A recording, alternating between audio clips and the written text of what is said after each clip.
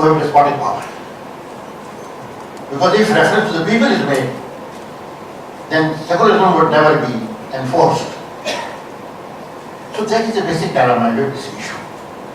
And today we are reconsidering in the context of this ideological and civilizational scenario. Islamic revolution of Iran has to be seen in the same context. And when my first visit to Islamic Republic of Iran after the revolution took place, within a few months of the revolution, the second one after 3 or 4 years, and on both the occasions I made it very clear that to us it's not an Iranian revolution, it is an Islamic revolution in Iran.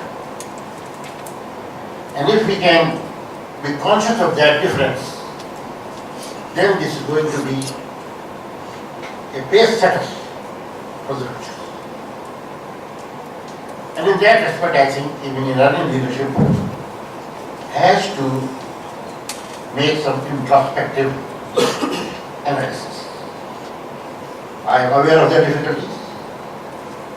I am aware of the external constraints. Yet, that ideological dimension cannot be totally ignored. I would be very blunt. There is another very important dimension, and in which I don't blame on any one party, but this is part of the global strategy of our adversaries, that the sectarian conflict should emerge among the Muslims, and that should disrupt and sabotage from within the emergence of the Islamic phenomena and the Islamic resurgence. And in that, consciously or unconsciously, who is playing what role has to be understood. And let me recollect that Kissinger, in one of his speeches in the 60s, he said the security and stability of Israel would depend upon fragmentation of the Arab and Muslim countries. And that should be on the basis of ethnic and sectarian. These are the words. And that is how the current Arab-Iranian conflicts, that is how in different forms the sectarian conflict was promoted. And even in the current situation in Iraq, the strategy in Afghanistan, the problem we have faced in Pakistan, these are very much there. And go to any Arab country, unfortunately, instead of seeing things in the light of reality, they are trying to blow it in the direction of sectarian tension. What is happening in Bahrain, in Saudi Arabia. So I think this is a very important dimension. If we are honestly and objectively trying to assess the situation, and for that each one of us would have to rise above the sectarian phenomenon and believe that we have to have a genuine, Islamically oriented, pluralistic society where different viewpoints should be allowed to be articulated without becoming barriers or causes of discord and distress and clash and conflict. And this has to be with everyone. So that is one aspect that I thought I would share with you. The other point which the coordinator permits me relates to the hidden distrust and the leadership's, particularly in Pakistan case, bondage to American agenda and American interests. Iran tried to have some faith, or at least have expectations from India. And they too had long tradition of Islamic relationships.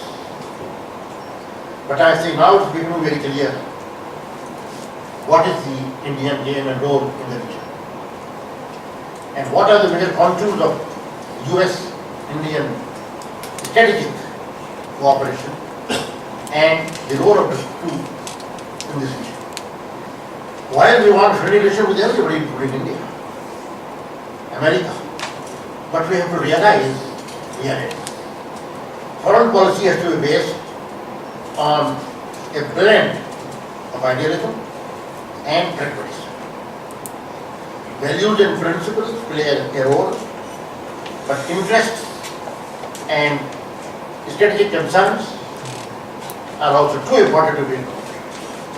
So it's a blend of the two that will give us a balanced foreign policy. And from that viewpoint, I think we have to do both some soul searching. Let me share in all honesty an event with you. When uprising in Iran was taking place in 78, 79, Imam Khomeini had to move to Paris. The change was knocking at the doors of Iran. I had an opportunity to meet Imam Khomeini in Paris on 10th of January 79. And we discussed the issue of the ideological as well as future cooperation between Pakistan and Iran. And he was conscious of the prospects and possibilities as well as the difficulties and an element of distrust in the leadership at that time. And I was a cabinet member. I tried to do my best. And when the revolution took place, whole of the night I was on telephone with Ibrahim Yazdi in Paris, with Agha Shahi here, with General Ziaur. Around 3 o'clock, 3 a.m., it became very clear that revolution has succeeded. I talked to General Ziaur at that time, gave the message of Ibrahim Yazdi, and that is how Pakistan was the first country to recognize around 4 a.m. and it was finished immediately on the Iranian side. Now, there was a distrust, desperate for General Ziaur from the Iranian side, and it has some substance in it. Yet, in the post-revolution situation, when the sanctions were imposed, and particularly when Iraq-Iran war began, I am not disclosing any secret, but the fact is that Pakistan helped Iran substantially. And that helped in removing at least part of that distrust. But I think a streak of distrust is very much there. So we have to confront it, not hide it. We have to resolve it. And it is in our vital interest that we sort out these problems and move towards a strategic relationship which has not yet taken place. But that is our destiny, and that is good for both. And also to see how it is only through a countervailing power that the neo-colonial threat can be met. And in that, the people of the Muslim world, Pakistan and Iran, their aspirations are in unity. But the direction of their policies are at variance. Therein lies the real problem, and unless we face it at that macro level, I am afraid the micro lapses may not be fully addressed. With these few words, I thank you once again that I have been given an opportunity to share my thoughts.